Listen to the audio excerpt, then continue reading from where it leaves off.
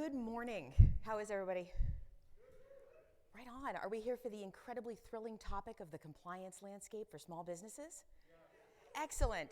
All right. Just letting you know that the generative AI talk is down the hall, just in case. Okay. It's wonderful to be here with you folks today to get to talk about something that I hope is infectiously interesting, and not infectious in like a COVID-y way. This RSA is the first one I've been to since 2020, and it's 80% less COVID for me on this one. It's pretty great. No, it's kind of fun. I just finished getting over COVID again like 3 weeks ago, so I am bulletproof. I'm walking through cocktail parties like nothing can touch me. It's kind of great. So what are we here to talk about today? Small businesses need a little bit of help, and they need some help from the people in this room, and I want to talk about why. I am informed that I need to let you folks know that there's a disclaimer to a lot of this material. And interestingly enough, I want to personally let you know, especially for those of you in this room who do any kind of SOWs or services work with companies, it's sometimes a great idea to include a clause like we have in our contract that lets me relate anecdotes and information that's real but obfuscated so that you can learn and I can teach from the things that I've experienced doing security engagements. So that's our disclaimer up there. Anything that I'm telling you is anonymized or obscured enough that you can't tell who the company is. So who am I? This is some of the stuff that I do. I founded Red Queen Dynamics in November of 2021, and as of this year, we are actually, succeeding to a level that I wasn't expecting, which is a great feeling. In a small smidge of my time, I like to get angry about global policy and cybersecurity at the Council on Foreign Relations. I'm an advisory board member at the Electronic Frontier Foundation, so also a dirty hacker. And I also like things that involve danger and checklists, so CTFs, poker, and flying planes. I think compliance is kind of a natural fit because it's dull until you do it wrong, and then it gets terrifying. So this is an enterprise security conference, as we've all really experienced at this point, or at least so all of the LEDs on the vendor show floor has demonstrated to me sufficiently at this point. I don't know how they all have that kind of energy. I'm tired, y'all. It's day 4 of this conference, and they're so cheerful still out there. But this is a time and place that we're going to talk about small businesses as opposed to enterprise security. It's because they're getting left behind in the fracturing regulatory environment. So what actually is a small to medium-sized business? An SMB is, I'm going to say, outside Silicon Valley, not a traditional tech company, as it were. Usually, if they're under about 10 employees, they're still existentially threatened by a lack of customers or business. They're not thinking about security at that point.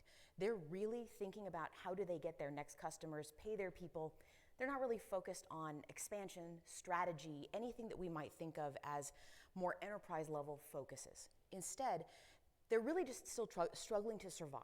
So when we talk about small businesses, are talking mostly about companies between 10 and 999 employees when we talk about compliance. And the reason why is just kind of take everybody below 10 employees and assume that they're not going to do compliance, honestly. It's been my experience after a couple of years of really focusing directly on SMBs as opposed to the work that I've done with enterprises, that below that number, they're just not part of this conversation. And above it, they've got enterprise concerns and they can handle it themselves. We are also talking about some folks who are often intimidated by technology. I cannot tell you the number of times that I've gotten on phone calls with CEOs and executives in small businesses. They don't even really have executives. You're pretty much talking to a manager at that point. Get on the phone with a manager, and there's this sense of fear and frustration and nervousness and almost a little shame from them at how little they know about information security. And it's really endemic to the small business population. You don't see that really in the larger companies. The companies we're really talking about today are about a little more than 5 million businesses with about 35 million US employees, and they all employ fewer than 1,000 people. Just to give you the stats on it, basically about 4% of companies in the United States have less than 100 employees, and about 47% of all Americans work for small business if they're in the job market. So there's your actual numbers for it. They're also your customer. If you are an enterprise in this room, small businesses are probably buying something from you. Who's a B2B company in here?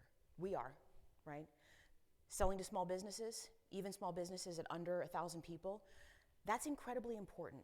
But it's not just that they're your customer, it's also that they're your supplier. And this is the part that gets really sticky. Small businesses don't have the support that they need upstream of the purchase process for you in B2B in order to stay safe and keep your processes safe. Basically, we're talking about a pretty dirty river upstream. It doesn't get cleaner by the time it gets to you, okay? Enterprise security tools, they just don't really fit small businesses. And they don't fit small businesses in the same kind of way that those of us who have ever tried to take a community edition or an open source edition of a big enterprise tool and jam it into a box and configure it for a smaller organization really understand in our core, right? These larger tools that often get stripped down and handed to small businesses at a lower price, sometimes they take even more expertise from information security professionals to understand how to use them, to get them really functional and operational. Flatly and frankly, they don't need to know most of the stuff that we know. There's no accounting firm that's busy tracking APTs, right? At absolute best, they have some sense that there's some stuff happening in ransomware, and they've mostly figured that out over the last year or two. It was actually SolarWinds that caused most of the attention in the small business world on ransomware. And that is because SolarWinds, to those of us in information security, is just the name of an incident, right? SolarWinds is actually one of the 4 independent providers that installs end agents on SMB laptops, endpoints, and actually maintains small business information technology. That's the reason they knew about it. It's the first time they'd heard of ransomware, and it was because it was a name that they knew in SolarWinds. So these security tools don't fit because they're designed for enterprises, and small businesses just don't have that expertise available to them to configure. It takes me a lot of time and energy to reconfigure an open source or community edition of an enterprise tool, I'm thinking about you, Metasploit, right now, for something that's usable for a small organization. And I am respectfully a lot more caliber than most small businesses could ever afford or bring aboard in a small organization to full-time do this, right? It's a giraffe and a Lamborghini, okay? These two things don't work together. They don't work together by design at all. And yet, without substantial modification, you couldn't get them to smoosh together. They just don't work. In fact, they don't work so badly that Stable Diffusion couldn't figure out how to make this picture for me when I said, give me a giraffe driving a Lamborghini. These are both really awesome things. They just don't go together. And even a generative AI machine was like, what are you talking about right now? And that is the level of disconnect between enterprise tools and small business information security practices. The expectations are also pretty unrealistic. I have deep love for our Holy Mother, Jen Easterly, everything she's doing. CISA is incredible, right? The work that they do is unbelievable, and the CPGs, the cybersecurity performance goals, are incredibly important. Nobody in a small business understands what they are. They're unfeasible to operationalize for an SMB without the assistance of somebody. That acronym right in the middle of this page right here, MSP. What's an MSP? Managed service provider, the IT guy, right? That is who is translating the CPGs for SMBs. I have gone full RSA at this point. Have I said a single sentence without like 6 acronyms in it? Okay, it's fine. I'll be all right. No MSP SMBs are likely never to know that these standards exist out there. Even if they do know what it is, we should not expect them to operationalize it. Here's one of my favorite, incredibly important ones, okay? This is network segmentation, and it's 2F under the about 32 different major framework points, okay? This one is network service discovery. Right, so this right here is explaining to a small business that they need to ensure that all connections to the OT network are denied by default unless explicitly allowed, e.g. by IP address and port for specific system functionality, necessary communications paths between the IT and OT networks must pass through an intermediary such as a properly configured firewall, bastion host jump box, or a demilitarized zone, which is closely monitored, captures network logs, and only allows connections from approved assets. Are you fucking kidding me right now? Or don't plug a USB drive into your computer. Janice in accounting. Right? You have to translate it. You've got to translate this for people. And I have spent a lot of time translating this for people. We've got to get to a place where SMBs understand better what's expected of them or don't expect this. And yet, that's going to make a big difference. As managed service providers start translating more and more, they can translate the simple, not simplistic, but simple concept of secure by design and by default. Thank you again to CISA and Jenny Easterly for getting this out the door. Jack Cable and a couple of other people walking around at this conference right now. If you see Jack Cable, just shake his hand. I mean, like, if he wants to, like, consensually, right? So this is incredibly important. What is an MSP, right? They're the IT guys. I call them the IT guys because honestly, this is the company, the family business that I grew up in. My stepdad has an MSP. I was busy putting together like x86s after school when I was 16. He wouldn't let me go into the family business, and he thought I should be a lawyer because he thought that doing computers was kind of blue collar and he wanted something better for me. And, you know, I rebelled. I do that a lot. So SMBs under about 100 people, they can't afford to hire and maintain security talent internally, right? So Silicon Valley is different than the rest of the world. Even in my company, we've got 4 full-time, 5 part-time people at this point, and just associated SMEs. I don't have an IT person right at the moment because we're all technically capable enough to configure a bunch of stuff. Or so you would think, because we just established the IT help desk channel in our company Slack. Even we fight with SaaS applications sometimes. And how many in here have ever tried to configure a SaaS application for HR, payroll, or compliance before? I am so sorry. Flowers will follow the ceremony, okay? This matters to me, and I understand it in my bones because I've had to do this before. And seeing the confusion and frustration on people's faces when they don't get it. You end up as an MSP. I watched my stepdad Marvin do this I've watched him do it for a quarter of a century at this point.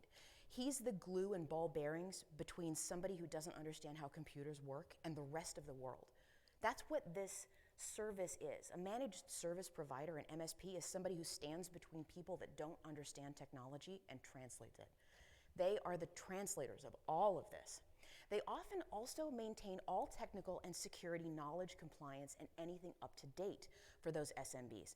Any of this kind of stuff that we're talking about, perimeter monitoring, et cetera, MSPs are the ones who end up getting those questions from their small businesses. When a small business has an issue like needing to get cyber insurance or get through a vendor assessment process, this is who they call. Sometimes they call their lawyer first, and the lawyer stares at them blankly and then says, call the MSP that you use, right? These are the people that get that phone call. How are SMBs currently solving their problems? Now that we kind of understand the landscape we're operating in, the expectations of SMBs, what are these people doing? Well, the answer is they're trying to comply because they can't sell anymore. SMBs are beginning to enter the world of security and compliance because it's a question for them not of security, but of revenue enablement. Vendor assessments are now beginning to require a level of security documentation and compliance that they have never had to do before, ever. They've not been familiar with it, and we are talking 3PL providers in Iowa, accounting firms in Kirkland, Washington. These folks have never had to do it. I learned what 3PL is, by the way. That's a third-party logistics provider. I've learned so many great acronyms since I really got into the business of talking to SMBs, but basically people that drive trucks places and bring you stuff, okay? They are now having to get through vendor assessment portals that include things like compliance and security data for trucking companies that are last mile solutions for freight hauling operations.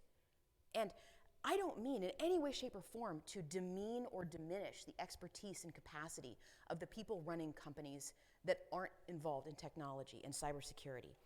I have the deepest respect for people who have a skill set that is not the same as mine. It does not mean it's less than mine. But when I tell you that dentists and truckers and accountants and lawyers don't have this expertise, I'm telling you that I want to help them because I don't want to do their job. I want them to do their job and, keep my teeth and books and law stuff happy, right? Like, I want to do this for them. It's okay that they don't have this set of expertises, but we do have to realize why it's happening. And it's because enterprises are pushing security upstream. SMBs are beginning to lose out on competition, or they are pushing to comply and in many cases don't understand what they're checking on the box. It's because the world is really shifting in terms of a regulatory climate. There's basically 3 internets in the world, and most of the SMBs that I deal with on an everyday basis are only really based in the US and rest of world internet. But there are 2 other meaningful internets in the world. We can, for the purposes of this conversation, ignore China. Most of the time you can't ignore China in this one. You can throw them out of your mind on this one because the impact of Chinese regulation doesn't hit small businesses, but the European internet does. And there's a lot of reasons why. It's because enterprises are passing on generational trauma. And what is the name of that generational trauma? It is GDPR. This is the name of the pain that SMBs are experiencing and don't know why, okay? I was at an unnamed security company on March 25th, 2018, and I remember getting phone calls from people who didn't understand that the 18 months of preparation that the CISO had done at the organization to get GDPR ready, all of the information, all of the emails, all of the briefings, that they mattered. It was like walking around in the UK, and I've done this as well, a couple of years after Brexit, as people start to understand that this means you don't get tomatoes anymore, okay? This is the time that enterprises realized that stuff that happened outside their borders mattered deeply to their ability to deliver content and hit their bottom line and their metrics. It got really real, and here's the problem. SMBs still haven't figured out how to comply with GDPR. They still don't know. This right here, Dallas Morning News, that's not 5 years ago, that's Monday. Because I got my slides done just a smidge late, it's cool. That is Monday. This is not just a small business. This is one of the major newspapers in the United States. Here's the Atlanta Journal-Constitution, the AJC, also Monday, okay? We are asking the wrong thing of small businesses. We're asking people to comply with something that they don't truly understand, and it's because enterprises are passing on generational trauma from GDPR and hoping to, in advance, be prepared for the next set of requirements and regulations. And as a result, they are requiring documentation from SMBs to become part of their vendor platform and supply chain that is way more suited to a Fortune 100 company. Just think about the fact that, at least in part, the reason this is getting requested and required now is because now that enterprises have gotten used to the idea of GDPR, they're now getting prepared, some of them the right way, for the Digital Services Act coming out of the EU, okay? The DSA is going to matter a great deal to large enterprises, and complying with those requirements, it's beyond the scope of the conversation we want to have now, even though I think it's super fascinating, and I will definitely buy you a beer and talk to you for an hour about the DSA until you run out the back. But this is why this is happening, okay? It matters very much that we understand the underlying cause for why SMBs are feeling this pain and this pressure. So I have a really great friend. He's an intellectual property lawyer. He's got a law firm in Seattle.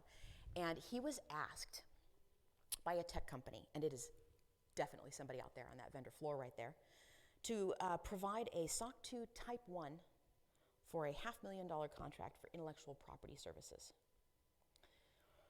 And I told him what a SOC 2 Type 1 would cost for a couple of engineers, full-time, highly skilled people. They have more letters behind their name than I do at this point. And I said, sure, 110,000? We absolutely can do it. We've done this. We've had this expertise. We've done other compliance work. This is before we moved fully to SaaS product, as opposed to permitting some SOWs as we got started, right? I was in the process of transitioning the consulting company that I had over to the SaaS product that we now have. And so I was okay with it. It was a friend, you know. And he said, yeah, they want me to get This all done for a $500,000 contract. And I said, so you're going to spend more than 20% of that contract just on being eligible to apply for the RFP for it, no matter how sure you are that you can get it at this point. And he said, I don't think this is feasible. I don't think it's reasonable. I don't think we can do it. And I said, why don't you go back and tell them that you are NIST CSF SMB compliant. Tell them that you've done the 27 questions and that for your size of organization and for your relative security threats, this is the appropriate framework for you to abide by in order to stay safe and to do the right thing by your customers and vendors and partners. And it worked. It was great. He still owes me a burger that I haven't gotten. I mean, I could have kept my mouth shut on that one, honestly. But at the same time, the requests that are getting made by large companies of small businesses are not realistic. They're expensive. They're too large a proportion of contracts. And we find ourselves in this day and age with SMBs clueless about what it is that they're supposed to do next. What are they supposed to do next? What are companies supposed to do meaningfully, righteously, joyfully to figure out what in God's name is coming in the future? Other than listening to me, I'm a great person to listen to on this one. One of the few people that is sitting here at the SMB crux and asking a question like, how do small businesses get through vendor assessment portals? Because it's a part of our industry that's been left behind again and again. They're not interesting, right? They're not enterprise. All of their problems have already been solved on a technical level, and as a result, automating the solutions to those kinds of problems are just kind of dull. They're not generative AI, they're not ChatGPT, they're not O-Days in space. O-Days in space are fun. But this is a set of problems that's been left behind by industry. So how do we start to let SMBs solve their problems themselves? How do we engage with them? How do we help them as a community, as an industry? Well, grade A number 1, every SMB has to figure out how to get cyber insurance. If you have not yet gotten cyber insurance for your small business, is there anybody in here who works at a company that has less than 1,000 employees? Drop your hands if you're sure your company has cyber insurance. I see a couple of wavering. Yeah. No one in here is sure that you have cyber insurance. And that is incredibly interesting because this is the first time an SMB learns to predict the future of what they're going to need to do for their technical requirements as they move forward, as they gain more customers, and as they simply operate. Cyber insurance is the only real teeth that I've found in this environment. There's no regulation that penalizes small businesses if they don't adhere to something like NIST CSF, the cybersecurity framework, right?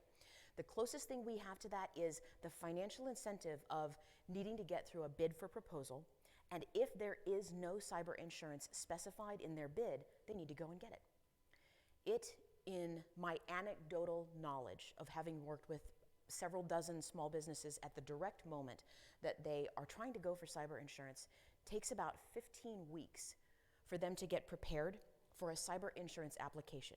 And I'll tell you what all those steps are in a moment. But this process is going to teach you an awful lot about what it means to be compliant as a small business. It's the one that has the financial teeth behind it. Try to sell to an enterprise. If you are a small business, try to sell to an enterprise and pull your vendor assessment checklists and rescan them. Ask yourself, everybody in here is connected in one way or another to the security industry and community. You already know more than almost anybody else in the United States about security. If you pull that checklist, that vendor assessment checklist, and you don't know what everything on it means, I want you to imagine what that means for the rest of the small businesses in this country, okay? Try selling to an enterprise and use your MSP as training wheels, but at the same time, try to complete it yourself. Try to genuinely understand what's happening in that cybersecurity section on the vendor assessment process questionnaire. This is leading the way to get SMBs secure. It's cyber insurance. It genuinely is. It's not just vendor assessments, because that backs up into, do you have this documentation? It's also that it's lawsuits today are regulations tomorrow, right?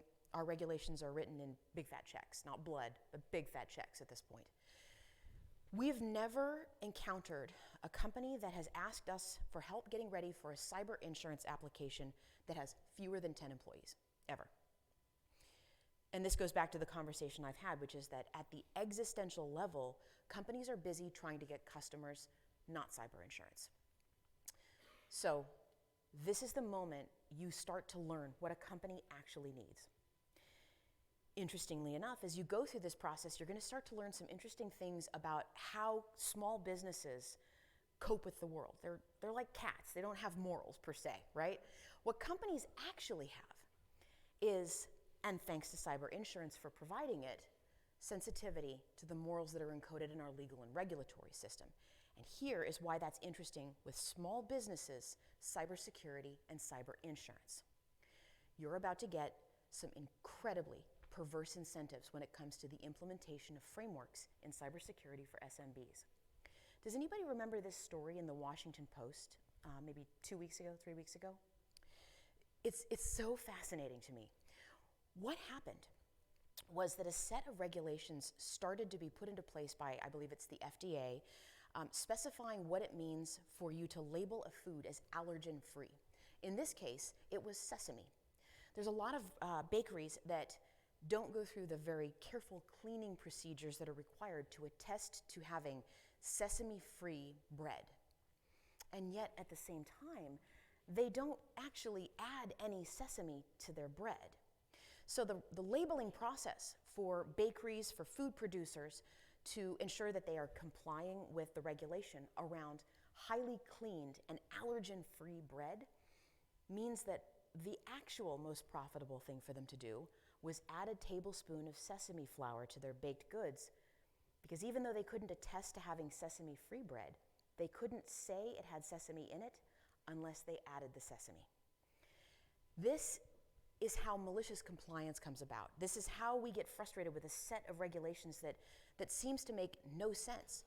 They can't sufficiently clean the equipment, so they actually add the allergens so they can advertise it as part of the product.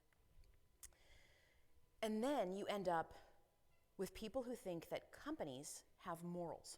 Companies have liability sensitivity. And I'm fascinated by the mom from Michigan. I can understand her position, obviously, who says manufacturers could have done the right thing. They could have come up with new procedures to address cross-contamination. They could have cleaned the equipment appropriately, and instead they took the crazy route and deliberately added an allergen instead.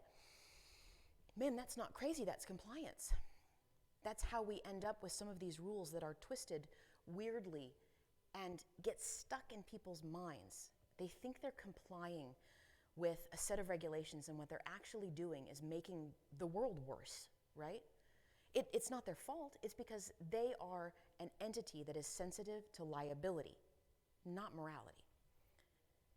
And this sensitivity to liability and navigating through these kinds of complex roadmaps, this is how you get sesame and bread. You want sesame and bread? This is how you get sesame and bread. But it is also how you get mandatory password rotation every 90 days. Mandatory password rotation every 90 days. There's another name for my pain, and this is it right here.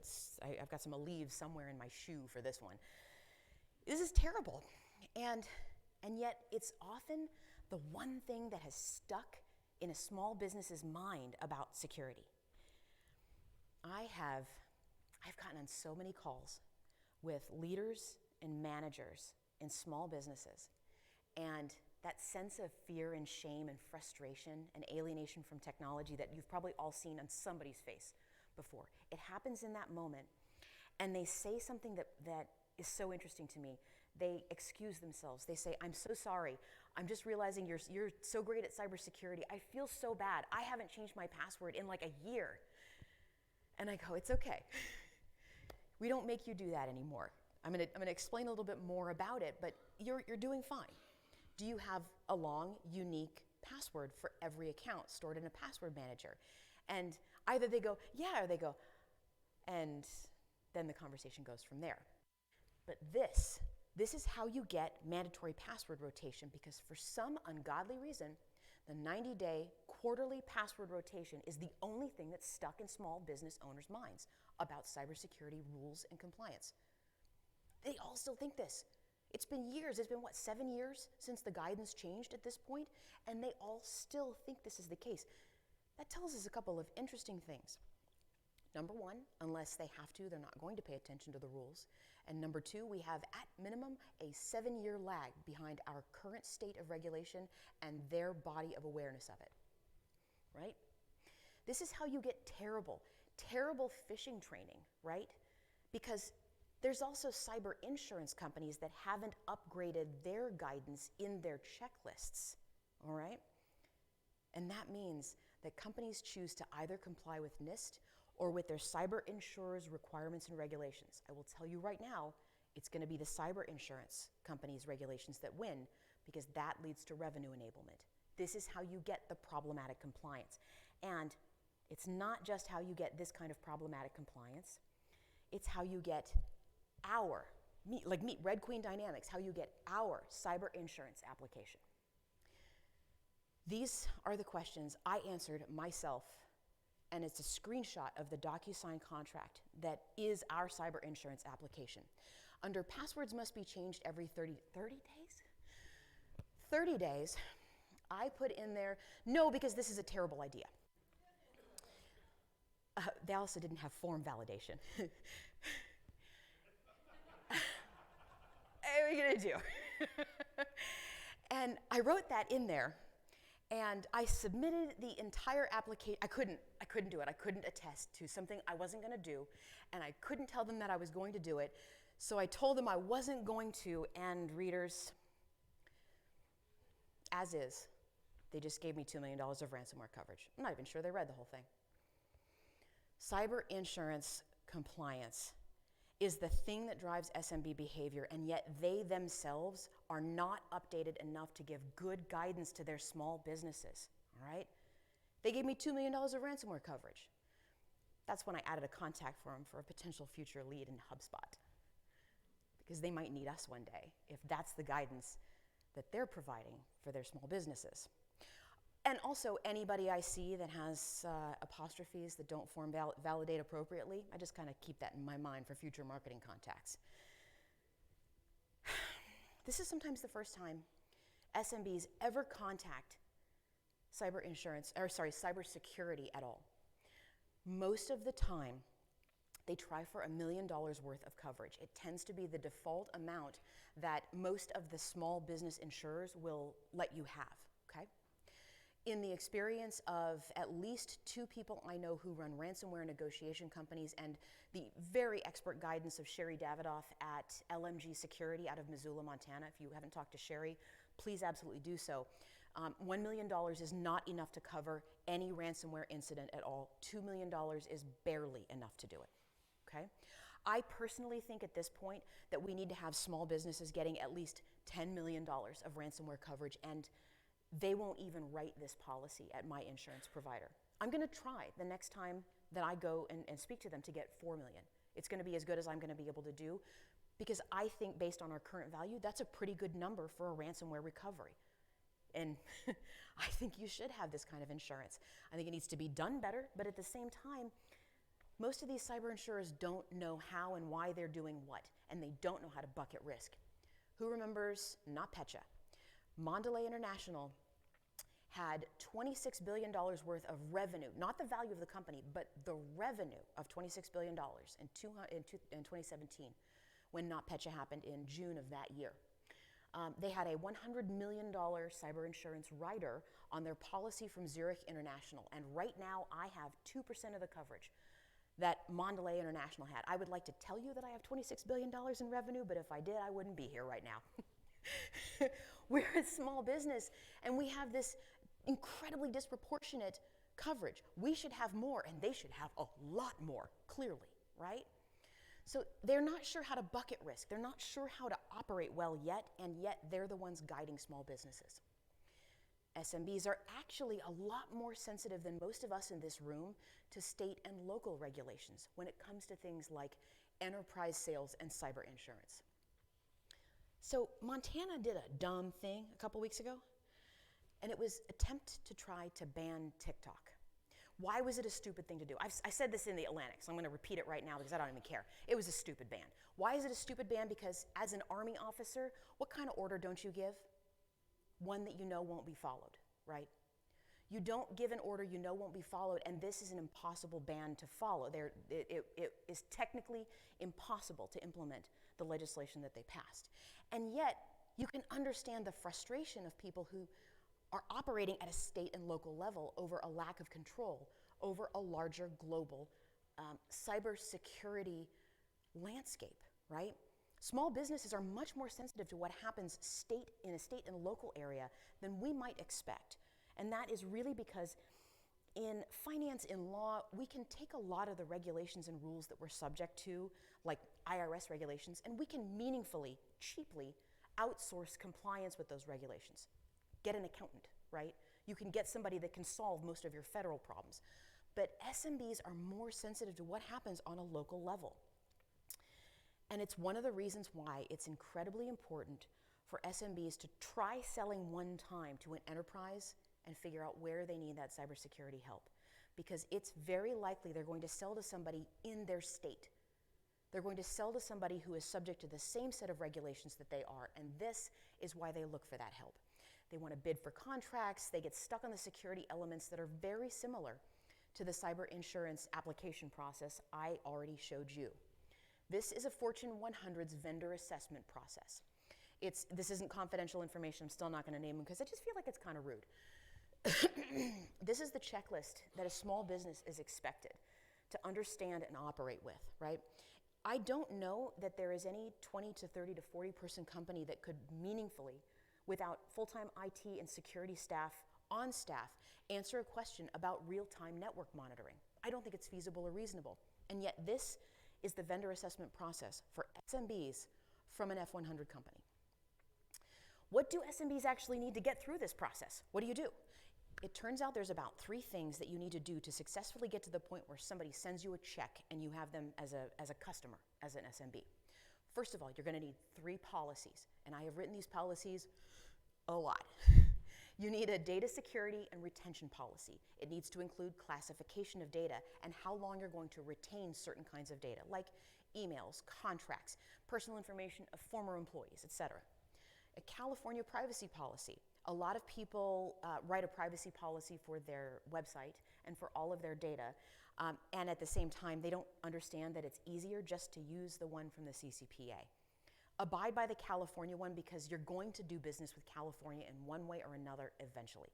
This is where all the tech companies are. So start with a California privacy policy and get your data records request processed down early before it's painful. Third, you need an employee acceptable use policy to tell your employees what they need to do about passwords, if it's okay to connect to the airline or Starbucks Wi-Fi, and what they should do with devices and BYOD in and out of the office, okay? You need those 3 policies. Second, you need to figure out what compliance framework you're going to attest to and self-attest to it. The one everybody really needs to start with is NIST Cybersecurity Framework Small Business Edition. It's the SMB guide. All right, you can take a look at it. It's 7801, I think, on the NIST website, but you'll be able to see it. Search for SMB Guide. Convincing answers on questionnaires. They'll need to get through the assessment process, and I have heard at this point 3 different SMBs answer the question on both a vendor assessment form and on a cyber insurance application form. The question, what kind of encryption do you use? 3 times they've given this one-word answer. And they don't know it's a great answer. That's a great answer. We inherit all of the encryption choices Microsoft has made. We're fine with TLS, we've got encryption at rest, encryption in transit. Our SharePoint is reasonably handled insofar as anybody's SharePoint's reasonably handled. They don't know it's a great answer. They think that's encryption. And I'm concerned that we have an entire generation of small businesses that don't deeply understand what any of this is, okay? Good news time. The great cloud migration's working. Most SMBs at this point are now on Office 365 or on Google Workspace or on some other respectable email provider. And email, as we know, is the keys to the kingdom. They're doing really, really good. Most of them don't have MFA enabled yet. We'll work on that.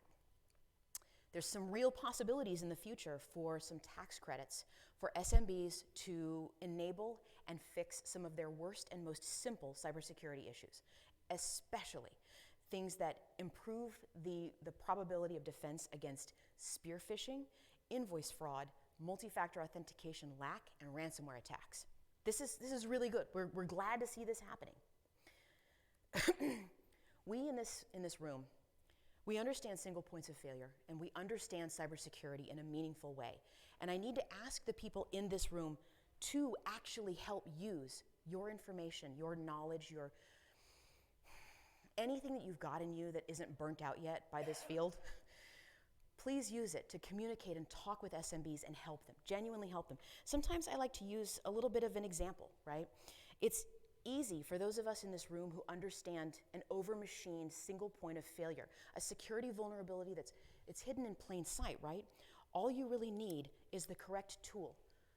I'm so confident in that I did it as a live demo on stage because the correct tool, a comb over lift tool, gets into every master lock 140 and 141 on Earth, okay?